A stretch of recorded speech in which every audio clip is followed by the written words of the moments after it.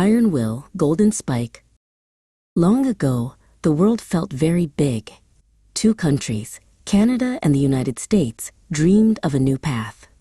A path made of iron to connect their lands from east to west. But who would build this path? The work was hard, the mountains were high, and the rivers were wide. The railroad owners needed many strong hands.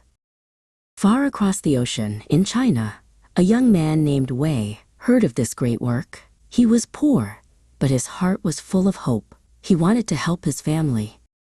Wei and many other men from China sailed to North America. They were ready to work hard.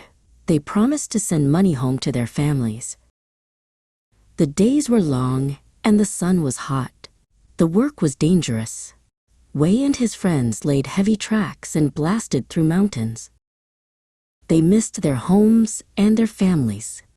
At night, they would share stories of their villages and dream of the day they would return. The railroad grew longer and longer, like a great iron snake. It crossed rivers and valleys, all because of the hard work of Wei and his friends. Finally, the last piece of track was laid. A golden spike was hammered in to celebrate. The path was complete.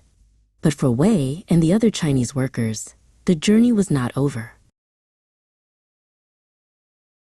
Many years passed. The countries grew and changed. New laws were made that were unfair to the Chinese people. It was hard for them to bring their families to their new home. But the Chinese people were strong. They built new lives and communities. They shared their culture and made their new homes richer. And they never forgot the iron path they built with their own hands.